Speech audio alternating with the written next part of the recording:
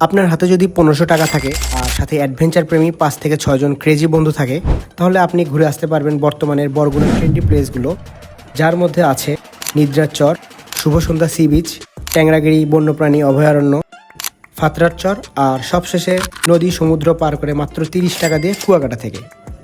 আর tour শেষ হবে পটুয়াখালীর বিখ্যাত জলিলের চিংড়ি খাওয়ার মধ্য দিয়ে। এসবই তুলে ধরবো আজকের এই ভিডিওতে। আপনারা বরগুনা দুইভাবে ঘুরতে পারেন। একটা খুব সহজ ওয়েতে, সেইটা হলো বরিশাল থেকে মাইক্রো ভাড়া করে সারাদিনের জন্য বরগুনা ঘুরতে পারেন। এতে খরচ লাগবে 6,500 থেকে 7,000 টাকার মতো, আর এতে আপনারা 9 থেকে 10 জন যেতে পারবেন। আর আপনি যদি আমাদের মতো অ্যাডভেঞ্চার প্রেমী হন, তাহলে বরিশালের নতুল্লাবাদ থেকে পটুয়াখালী কুয়াকাটাগামী যে কোনো একটা বাসে উঠে পড়বেন। তারপর নেমে পড়বেন পটুয়াখালীর আমতলিতে। বাস ভাড়া লাগবে 180 থেকে 200 টাকার মতো। আমতলিতে নেমে এরকম আলফা বা মাহিন্দ্রা পেয়ে যাবেন, যেগুলো যাবে বরগুনার তালতলিতে। এখানে ভাড়া লাগবে 80 টাকা পার পারসন। এছাড়াও আপনি আমতলি থেকে বাইক ভাড়া করে বরগুনা ঘুরতে পারবেন। তারা আপনাকে 3 থেকে 4টি স্পট ঘুরিয়ে দেখাবে, আর শেষে আমতলিতে আবার ফিরিয়ে দিবে। বাইকের ভাড়া 1000 থেকে 1200 টাকার মধ্যে থাকে, আর অবশ্যই দরদাম করে নিতে হবে। যাওয়ার পথে পাবেন এমন কিছু গ্রামীণ সুন্দর রাস্তা, যেগুলো দেখতে দেখতে পথ পেরিয়ে যাবে খুব দ্রুত। আর আমাদের মতো এভাবে তালতলিতে আসার পর ঘোরার স্পটগুলোতে যাওয়ার জন্য ভাড়া করে নিতে পারেন একটা অটো। আমরা এইটা ঠিক করেছিলাম 900 টাকা দিয়ে। সে আমাদের শুভসন্ধ্যা সি বিচ, নিদ্রার চর, ট্যাংরাগিরি ইকো পার্ক, সবশেষে ফাতরার চর থেকে নিশানবাড়িয়া খেয়াঘাটে নামিয়ে দিবে। সেখান থেকে আমরা কুয়াকাটা চলে যাব। সব স্পটে যেতে পারলেও ফাতরার চরে টাইম স্বল্পতার কারণে আর যাওয়া হয়ে ওঠেনি আমাদের।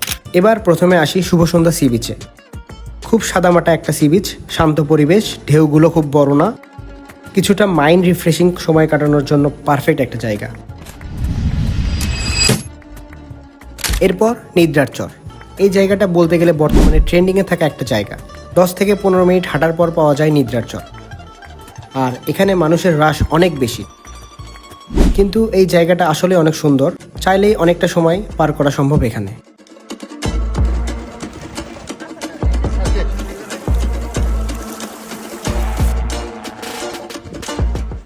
আর বরগুনাতে আমাদের সবশেষ স্পট হলো ট্যাংরাগিরি বন্যপ্রাণী অভয়ারণ্য বা ইকো পার্ক। নৌকা পার হয়ে বনে প্রবেশ করতে হয়, আর আমরা সেখানে পৌঁছানোর আগে শুরু হয় মুষলধারে বৃষ্টি। কোনো কিছু চিন্তা না করেই সকলে বৃষ্টির ভিতরে নেমে পড়ি বনটাকে এক্সপ্লোর করার জন্য, যেটা ছিল আমাদের বেস্ট একটা ডিসিশন। পুরো অ্যাডভেঞ্চারাস একটা ফিলিংস এখান থেকেই আরও প্রবলভাবে পাচ্ছিলাম। বনের নীরবতা, বৃষ্টির শব্দ, পাতায় পানি পড়ার শব্দ, আর আমাদের পায়ের শব্দ। ভাগ্য আর একটু ভালো থাকলে এই বৃষ্টির মধ্যেও হরিণ দেখার সৌভাগ্য।